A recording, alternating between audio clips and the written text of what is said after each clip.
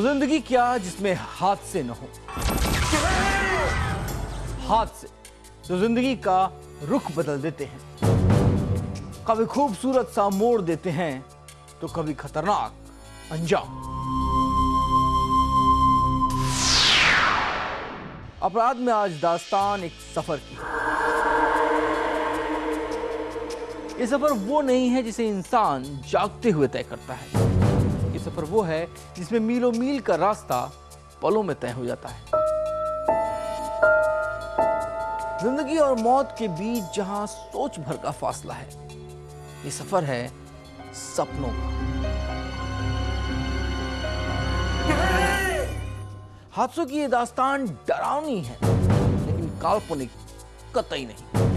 हमारे इस दास्तान के मुख्य किरदार है आनंद। आनंद जब तक अपने काम में उलझा रहता है वो सुकून में होता है।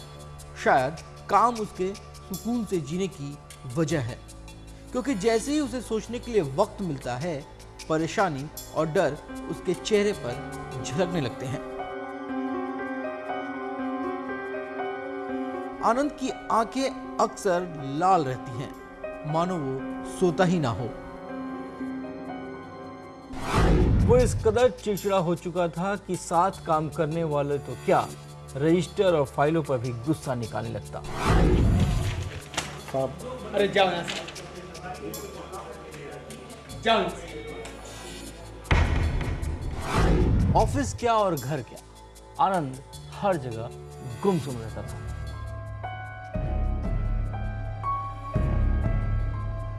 वो तो अब अपनी माँ और बहनों से भी बात करने से कतराने लगा। ऐसा क्या हो गया जो आनंद की जिंदगी से खुशी रुखसत हो गई? बताएंगे इस खबर के बाद।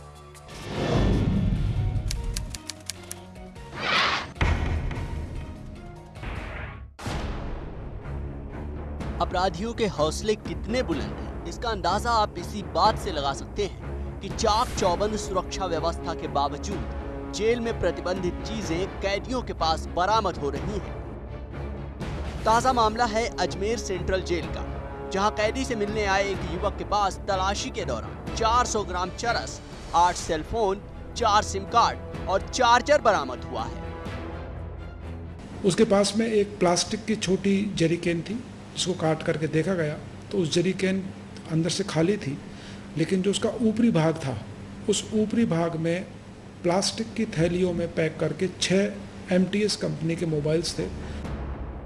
ये सारा सामान बड़े ही शातिराना अंदाज में पानी की केन में चिपकाकर खाने पीने की चीजों के साथ जेल में पहुंचाया जा रहा था। दरअसल भंवरलाल गुर्जर नाम के सजायाफ्ता कैदी से मिलने आए विजय नाम के एक युवक ने खाने पीने का सामान पहुंचाने की जानकारी देकर मुलाकाती पर्ची बनवाई, लेकिन बॉर्डर होमगार्ड को तलाशी के दौरान उस पर शक हो गया। ऐसे में उसने पुलिस को सूचना दे दी। उसके अलावा उसके कब्जे से 400 ग्राम अफीम बरामद हुई और 6 मोबाइल चार्जर्स भी उसके कब्जे से बरामद हुए। इन जेलों में हजारों अपराधी कैद हैं, जिनसे मिलने रोजाना सैकड़ों मुलाकाती आते हैं। तो क्या समझे? क्या ये समझे कि जेल में तस्करी जमकर हो रही है, बस पकड़ में कभी कभी आती है? या फिर ये समझा जाए कि उसे पार करना मुलाकातियों के लिए आसान नहीं? खबर भारती के लिए अजमेर से सुरेंद्र जोशी के साथ जोधपुर से पूरण सिंह की रिपोर्ट।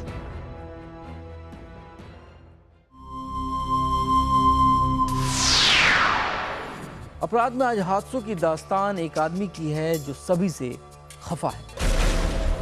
जाओ। कुछ दिनों पहले की ही बात है जब आनंद सभी से घुला मिला रहता था। शाम का वक्त था, वो कुछ दोस्तों के साथ बैठा था। इस महफिल में आनंद का एक दोस्त विवेक भी था। भाई मैं तो कहता हूँ कि सपने सच होते हैं। विवेक कहता है कि उसके बाबा ने सपने में अपनी मौत देखी थी, सीढ़ियों से गिरकर, और अगले हफ्ते मुझे पता चलता है और इस सपने के हफ्ते भर में ही उसके बाबा का देहांत हो गया। भाई मेरे ख्याल से सपने सच होते हैं। विवेक की बात तो हंसी में उड़ गई, लेकिन आनंद के दिल में सपनों के सच होने की बात घर कर गई। वो बिस्तर पर बहुत देर तक करवट बदलता रहा। विवेक की बातें रह रह के उसके दिमाग में आ रही थी। फिर उसे नींद आ गई।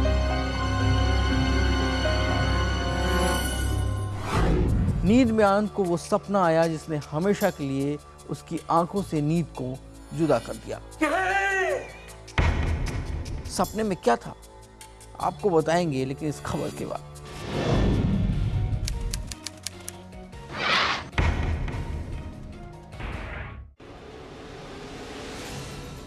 खबर है भोपाल से, लेकिन इस खबर में डर, खौफ, दहशत और हर वो चीज शामिल है जो आपके रोंगटे खड़े कर देगी।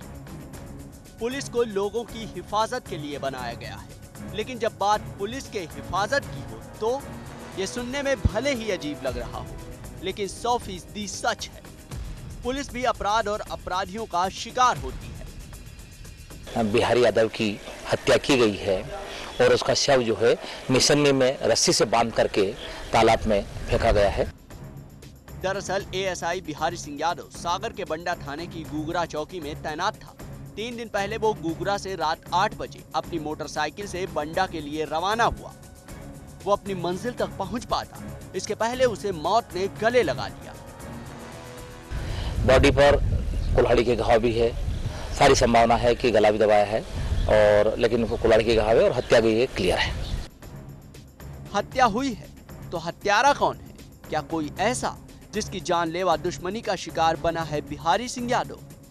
बिहारी सिंह के परिजन बंडा थाना प्रभारी की भूमिका को संदिग्ध मान रहे हैं। साथ ही गुगरा चौकी में तैनात एक सिपाही पर भी अपना शक जाहिर किया है। परिजनों के मुताबिक मृतक के लापता होने के 8 दिन पहले उसने बंडा थाना प्रभारी से रिवॉल्वर मांगी थी और अपनी चौकी के अंतर्गत कुछ लोगों से दुश्मनी होने की बात भी कही थी। फिलहाल पुलिस मामले की जांच में जुट गई है, लेकिन पुलिस वाले की हत्या का शक पुलिस वाले पर है। जांच भी पुलिस को ही करना है। ऐसे में क्या ये जांच सही हो पाएगी? खबर भारती के लिए सागर से प्रमोद राजपूत की रिपोर्ट।